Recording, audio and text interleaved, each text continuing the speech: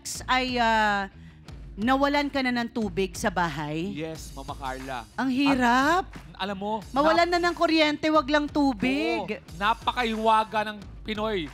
Pag may tubig, hindi magkasya yung di ba, tatlong timba, kulang pa. Pero pag walang tubig, yung kalahati, kasya yon. Kasya sa katawan, panligo, oo. Nag-toothpaste, tapos nilabahan na rin, naglaba na rin doon. Di naman, panligo lang naman. Huwag tatapon yan, magugas yung plato.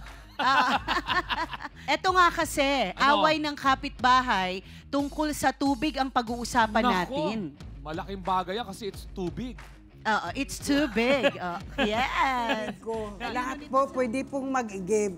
Ang sa akin lang po, kasi po ako, wala po akong naghanap buhay, wala na akong asawa, wala na rin akong mag-anak na magbigay sa akin ng maintenance man lang kasi marami akong sakit, may diabetes ako sa puso ko at saka ito pang sa tuhod ko. Ang hinihiling ko lang sa kanya, pag kumuha siya ng tubig, bayaran na niya kasi yung dati niyang utang sa tubig, hindi ko na sinisingil kasi ang tubig, buhay. Bigay ng Diyos ang tubig, divine mercy ang tubig, kaya hindi ko pinagdadamot. Hindi daw kayo nagbabayad, mapagsamantala kayo sa tubig niya. Hindi man po ako nagsasamantala eh. Nagsamantala ka sa akin. Hindi ka Hindi nagbabayad ka sa akin. nakakaintindi kasi ng kapwa mo. Alam mong nahihirapan ako na mag-igib ng tubig. Kita mo na ang itsura ko, taras ako, hindi ka naawa. Di ba? Basta mo Naawa na ako lang sa'yo, nilagyan pero ako. abusado ka. Abusado, ka sa abusado. tulong. Magkano lang ba tubig? Kung abusado ako, milyones ba? Hindi nga Ha? milyones, Oo. kaso nga, Oo. nagbabayad ako sa Manila. Hindi ko na sinisingil yung dati.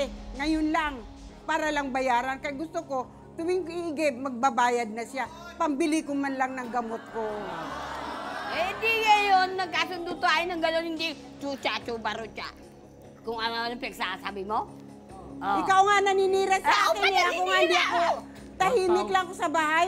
Pupuntahan mo ako sa pintuan namin. Kung di ka Wow. makaigib, mumurahin mo ako. Tama ba yun? Totoo ba yan? Ay, may utang yan sa pagkain ko. Tindahan ko. Ano? Nangungutang yan. May tindahan kasi ako. Kakanin. Nambuburaot ako pambili ng lansong. Dahil buraot ako, naintindihan mo? Aga-aga, napunta ka doon. Pakape ako dyan. Pakape. Don't be a liar. Nananakot ka pa. I told you. Okay, sige. Kaya sabi ko, ibili mo na lang ng tubig. Kasi di ka naman talaga pwedeng bumili, umigib na wala kang pera.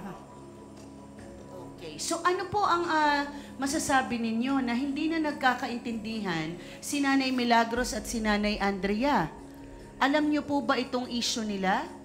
Opo, kasi magkakapit-bahay kami. Ang akin na lang po dyan, ma'am, dapat magkasundo na lang sila. Hindi na sila mag-away. Kasi mahirap din sa akin na nag-aaway-away sila.